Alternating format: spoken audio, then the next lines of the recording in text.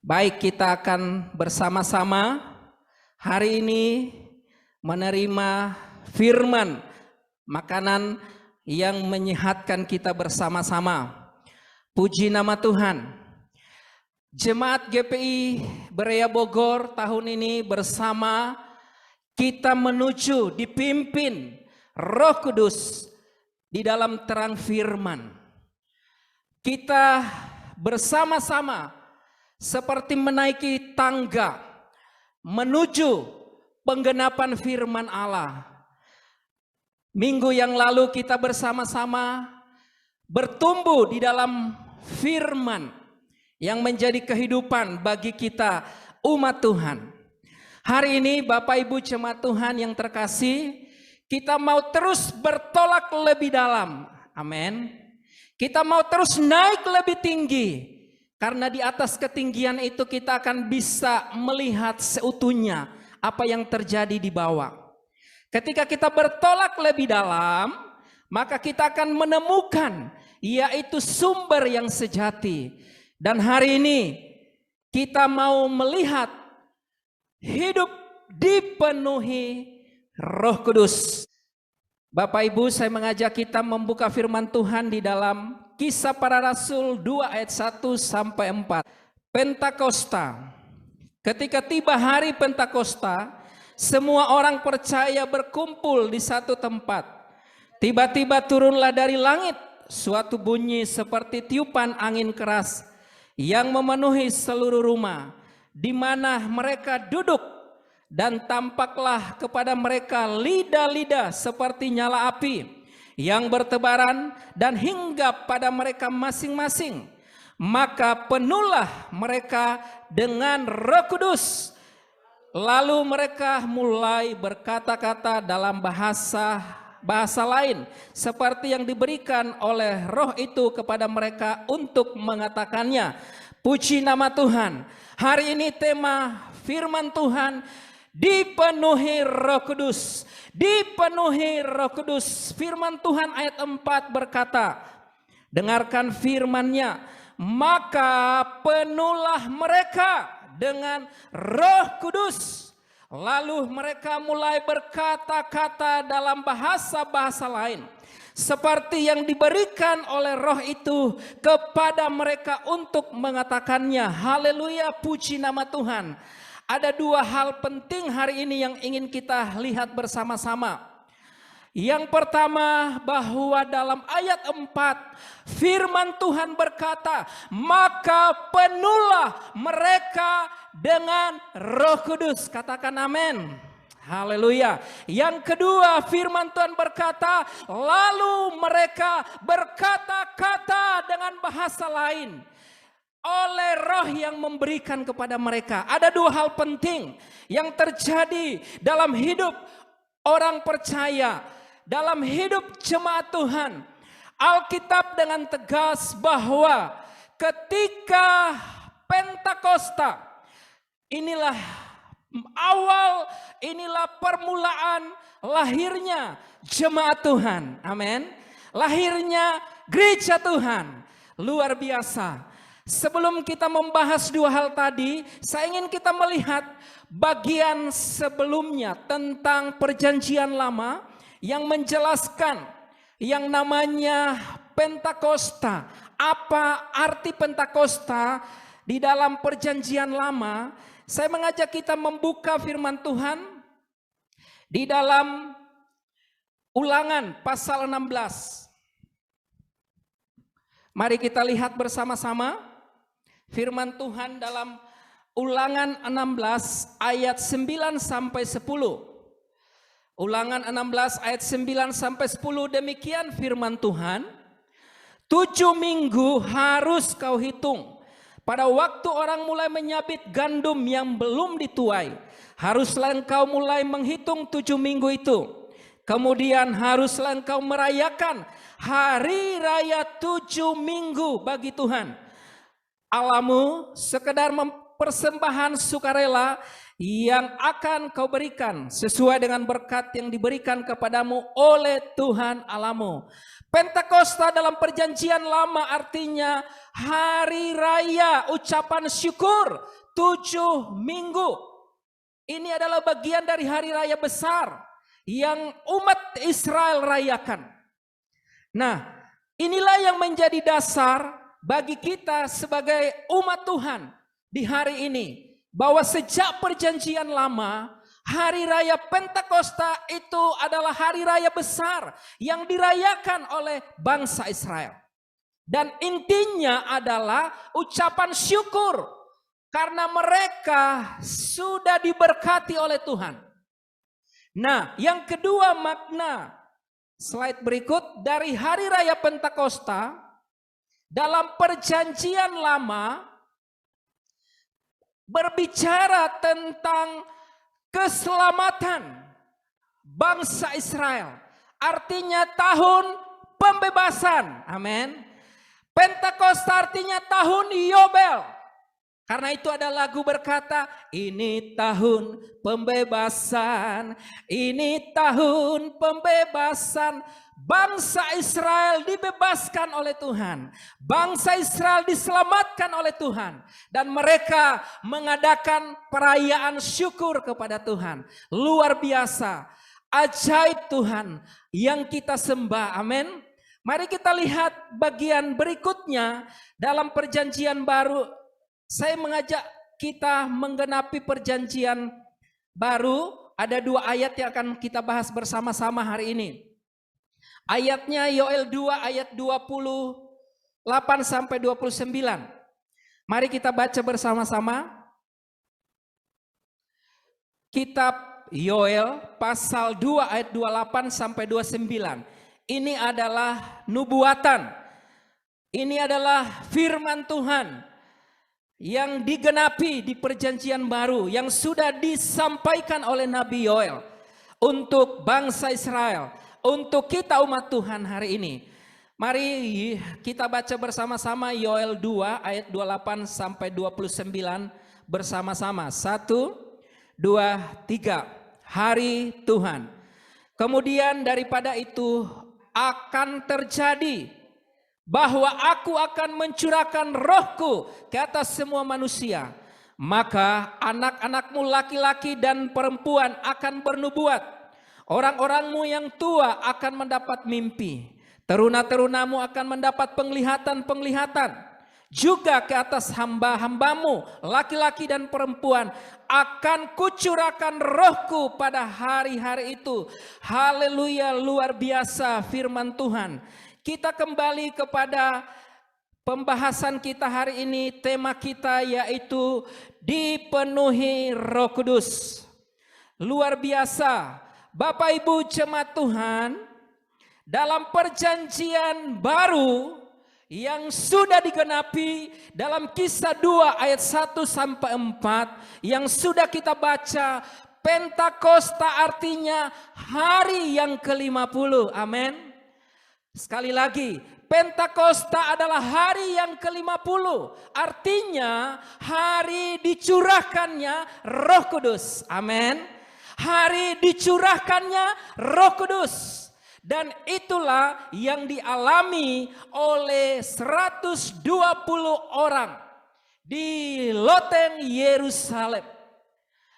Luar biasa.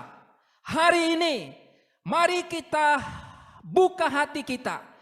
Kita mau meresponi nubuatan firman Tuhan dalam kitab Ulangan 19. Bahwa bangsa Israel merayakan hari Pentakosta adalah ucapan syukur, hari pembebasan. Dan Yoel 2 ayat 28 sampai 29 kita mau meresponi bahwa pada hari itu akan terjadi bahwa Tuhan akan mencurahkan Roh Kudus-Nya ke hamba laki-laki, hamba perempuan, kepada teruna-teruna, kepada orang tua, kepada orang muda, diberikan Tuhan Roh-Nya. Amin. Dan nubuatan itu digenapi di dalam Kisah Rasul 2 ayat 1 sampai 4 dan seterusnya. Dan khususnya hari ini kita mau melihat penggenapan firman Allah dipenuhi Roh Kudus dalam hidup kita. Saya kembali melihat bagian firman Tuhan ayat 4. Perhatikan bersama-sama.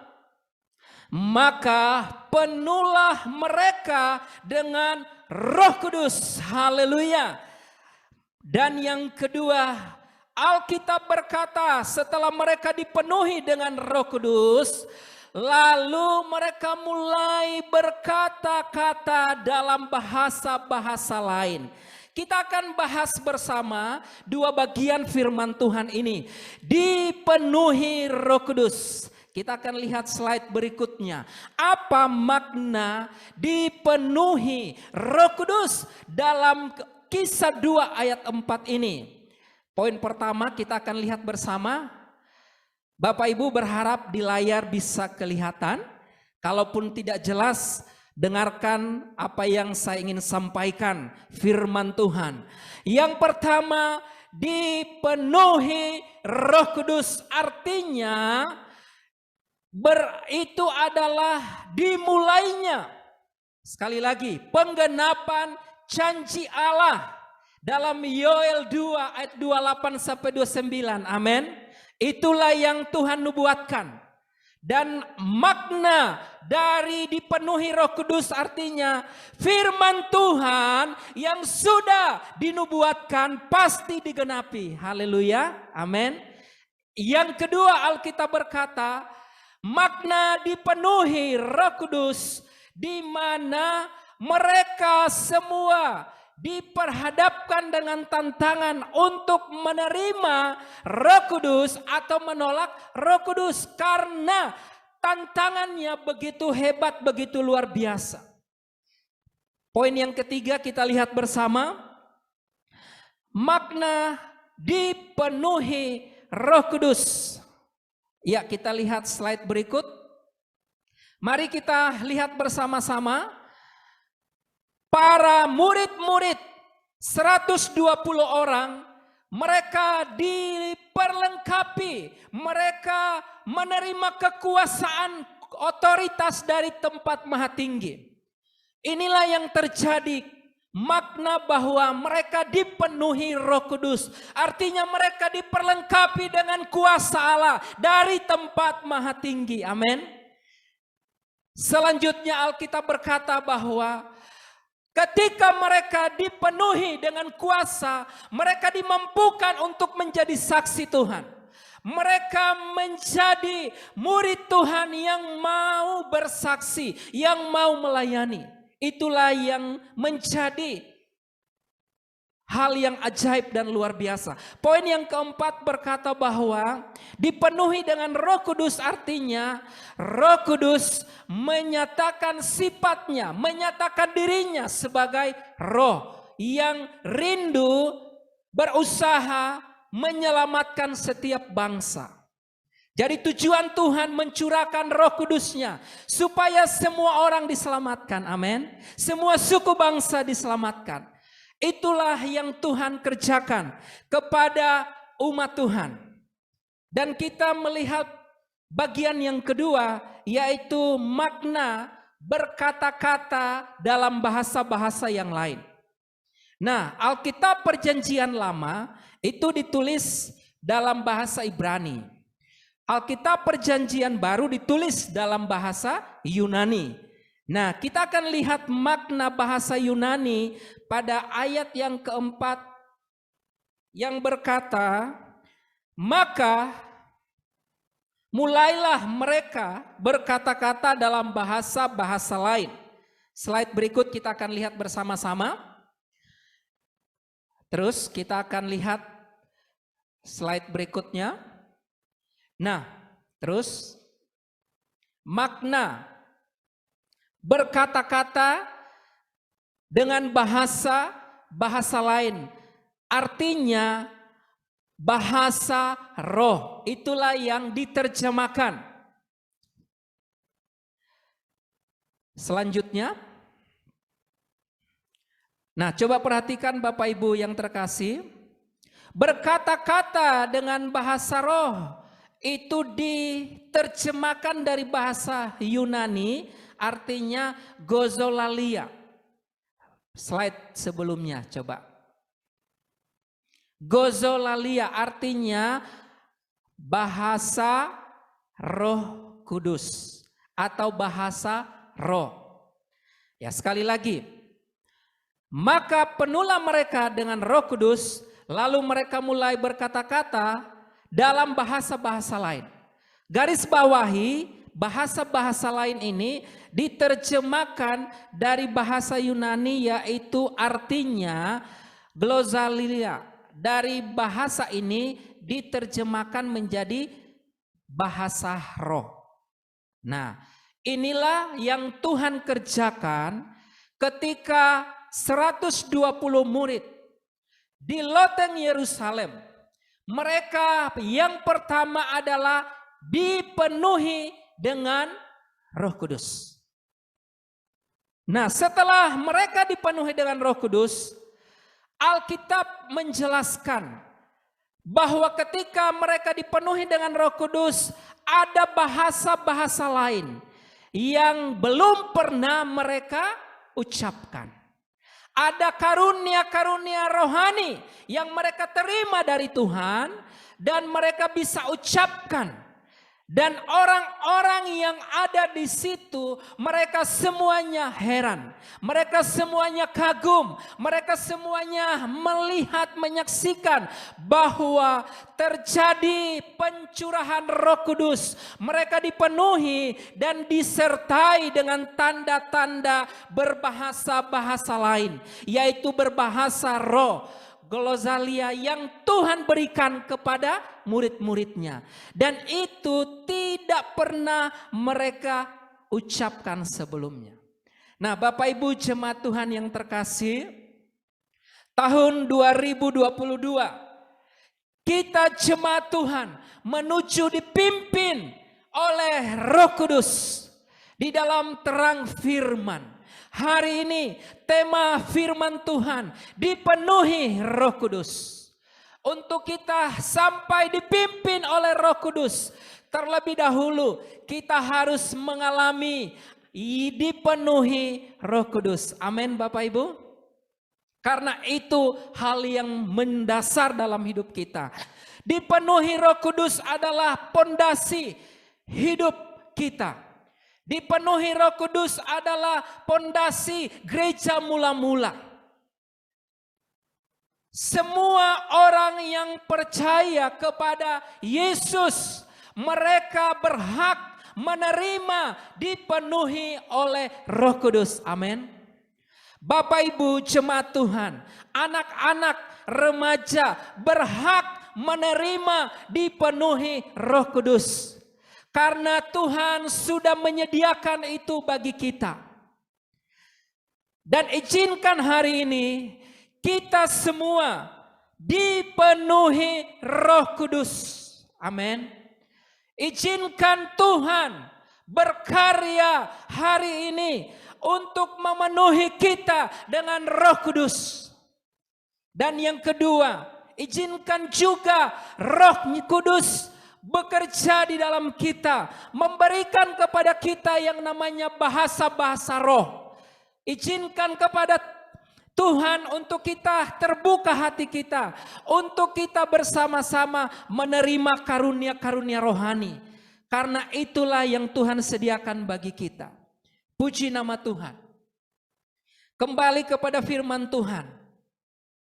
Pentakosta adalah hari yang ke-50. Dalam perjanjian baru, hari yang ke-50 itu dihitung mulai dari hari di mana Yesus bangkit. Jadi Yesus bangkit pada hari yang ketiga, lalu Yesus menampakkan diri kepada murid-muridnya selama 40 hari di muka bumi ini. Sekali lagi, Pentakosta artinya hari yang ke-50 dimulai dari hari kebangkitan Yesus. Pada hari Yesus bangkit, Yesus menampakkan diri kepada 2 muridnya ke Emmaus. Yesus menampakkan diri kepada 12 muridnya. Yesus menampakkan diri kepada Petrus. Ia menampakkan diri kepada Simon yang kurang percaya. Karena Simon ragu. Simon berkata, sebelum saya melihat dengan mata secara langsung, sebelum saya mencucukkan jari saya ke dalam lambung Yesus, saya tidak akan percaya bahwa Yesus sudah bangkit. Nah, karena itu selama 40 hari Yesus dia berkeliling, dia berjalan, dia mengunjungi murid-muridnya. Untuk apa? Untuk meneguhkan mereka bahwa Yesus sudah bangkit. Amin. Itulah dasarnya. Nah, ketika 40 hari, lalu Yesus naik ke sorga. Nah, Yesus naik ke sorga, itulah yang kita peringati hari kenaikan Tuhan Yesus. Nah, ketika Tuhan Yesus dalam Matius 28, dalam Kisah pasal 1, dijelaskan bahwa Yesus terangkat ke sorga. Yesus naik ke sorga disaksikan oleh 500 orang. Yesus dilihat, disaksikan oleh 500 orang yang menjadi saksi hidup kenaikan Yesus ke surga. Dan Yesus berkata, aku akan datang kembali dengan cara yang sama seperti kamu lihat. Namun ingat, aku tidak akan meninggalkan kamu yatim piatu. Aku akan memberikan kepadamu penolong yang lain, yaitu Roh Kudus. Amin. Nah, ketika itu Yesus memerintahkan murid-muridnya untuk mereka pergi ke Yerusalem. Pergi ke loteng Yerusalem di rumah salah satu jemaat. Untuk mereka berdoa, untuk mereka bersekutu, untuk mereka memuji Tuhan. Menantikan janji Bapa di sorga, yaitu pencurahan Roh Kudus. Dan ketika mereka bersama-sama bersatu hati sepakat, Bapak Ibu, Alkitab berkata,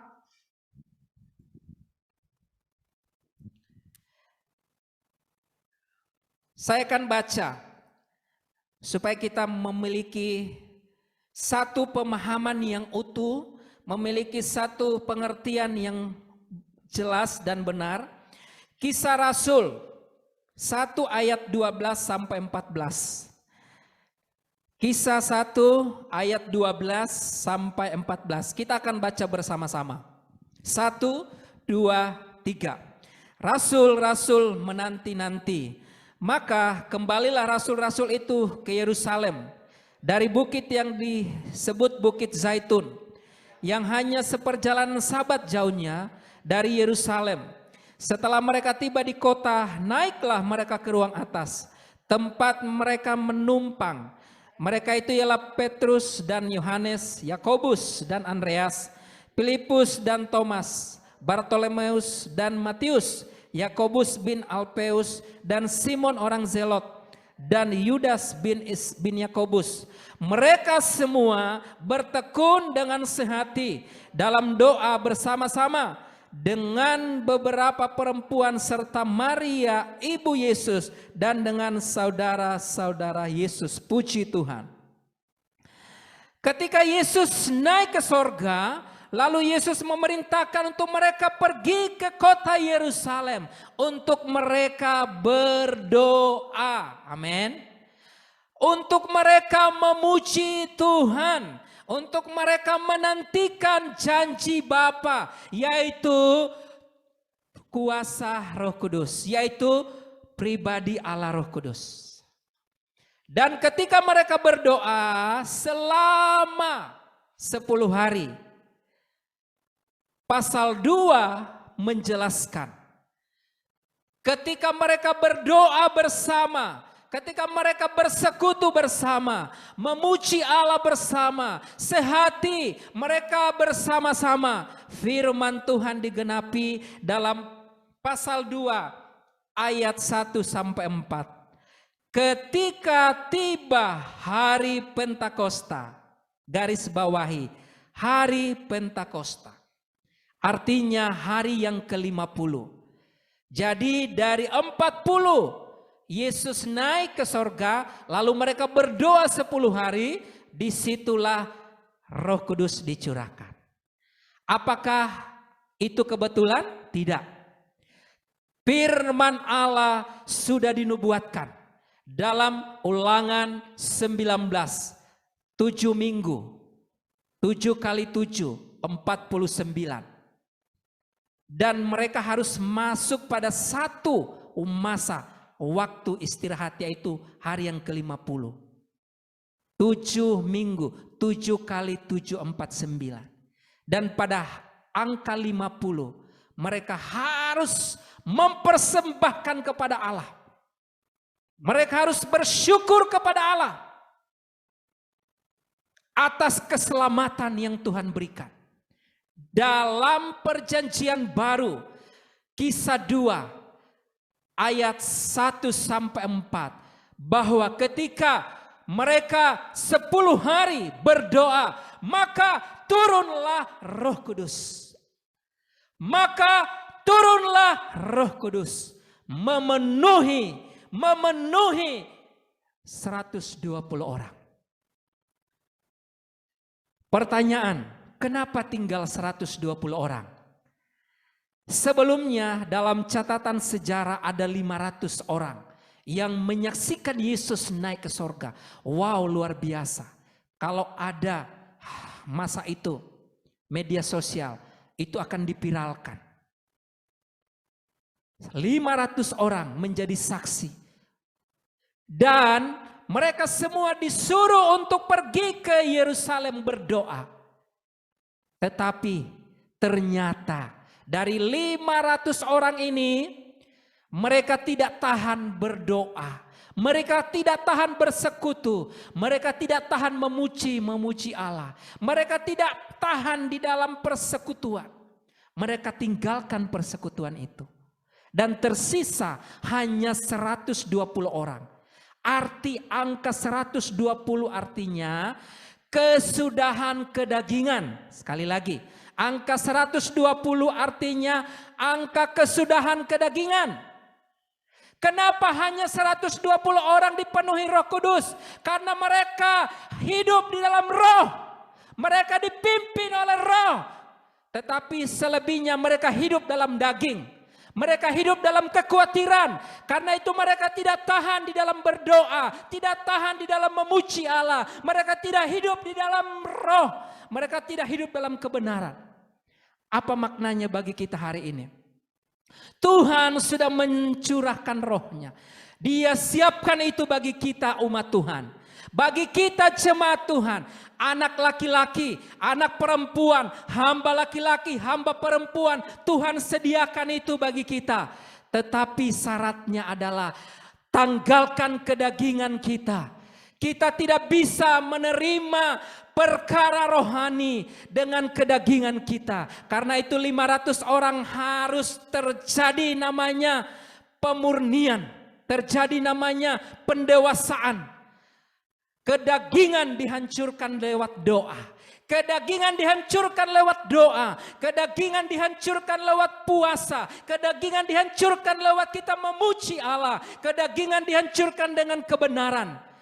Supaya roh itu bekerja. 120 artinya angka kesudahan kedagingan. Karena itu mereka layak menerima kepenuhan Roh Kudus. Bukan jumlah, bukan angka, bukan kuantitas.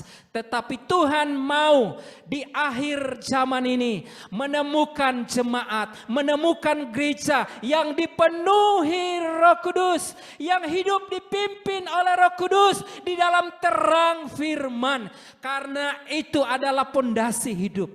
Karena itu adalah tujuan Tuhan dalam diri kita. Setiap jemaat Tuhan. Hari ini Pentakosta dalam perjanjian lama sudah Tuhan lakukan kepada bangsa Israel. Pentakosta dalam perjanjian baru Tuhan sudah curahkan kepada 120 orang dan terus bertambah menjadi 3.000 orang karena Petrus berkhotbah di dalam urapan Roh Kudus. 3.000 orang bertobat, memberi diri dibaptis. Pentakosta di perjanjian baru membawa gereja bertumbuh, gereja dari Asia ke bangsa-bangsa. Dan hari ini Pentakosta tetap sama, tahun pembebasan tetap sama, tahun Yobel tetap sama, berlaku bagi kita. Karena Yesus naik ke sorga supaya pribadi Roh Kudus itu ada di bumi ini. Dan inilah waktunya kita hidup dipenuhi Roh Kudus, amin. Inilah waktunya kita berkata-kata dalam bahasa-bahasa roh. Karena Tuhan menyediakan karunia-karunia roh. Karunia roh, bahasa roh bukan milik 1-2 orang. Karunia roh, bahasa roh adalah milik semua jemaat Tuhan. Milik semua kita. Karena itu mari izinkan di tahun ini. Bagi kita yang belum dipenuhi Roh Kudus. Mari buka hati kita dipenuhi Roh Kudus. Mari izinkan buka hati kita untuk diberikan karunia-karunia bahasa roh. Karena Tuhan mau supaya kita alami bersama-sama. Kita mau Tuhan bangun menjadi pribadi yang kuat di dalam Tuhan. Menjadi jemaat yang hidupnya dipenuhi Roh Kudus. Dan mari siang hari ini di rumah-rumah kita, di tempat ini, dengarkan firman Tuhan. Tuhan beri kepada kita rohnya. Tuhan beri kepada kita karunia-karunia rohnya. Supaya hidup kita menjadi saksi Tuhan. Gereja mula-mula ketika mereka memberitakan Injil. Paulus dengan bayangannya orang sembuh. Petrus dengan sapu tangannya orang sembuh. Hari ini hal yang sama menjadi milik kita. Penyakit apapun, hari ini izinkan ketika kita dipenuhi dengan karunia-karunia Roh Kudus, maka kita akan menumpangkan tangan, kita akan menyembuhkan yang sakit, yang buta melihat, yang lumpuh berjalan, yang tuli mendengar. Amin. Kita akan mengusir setan-setan. Itulah yang Tuhan sediakan bagi kita. Tidak ada yang mustahil bagi Tuhan. Tidak ada yang mustahil bagi orang percaya jika Roh Allah bekerja di tengah kita. Haleluya. Mari kita datang kepada Tuhan bersama-sama. Tiada yang mustahil dan tiada yang sukar bila Roh Allah bekerja. Haleluya. Mari Bapak Ibu jemaat Tuhan, anak-anak yang ada secara online, yang ada secara onsite di rumah-rumah, di tempat ini, responi firman Allah. Mari kita masuk lebih dalam, mengalami kuasa firman Allah. Mari kita bertolak lebih dalam, mengalami kuasa Roh Kudus yang Tuhan berikan kepada kita. Mari kita naik lebih tinggi menghadap Allah di dalam kekudusan. Mari kita naik lebih tinggi menghadap Allah di dalam kesucian. Karena orang yang bersih tangannya, orang yang murni hatinya, mereka akan melihat Allah. Mereka akan menerima curahan Roh Kudus. Mereka akan mengalami karunia-karunia Roh Kudus, berbahasa-bahasa baru yang Roh Kudus berikan, yaitu bahasa-bahasa roh. Dan hari ini buka hati kita bersama-sama. Haleluya. Haleluya. Pujilah Tuhan.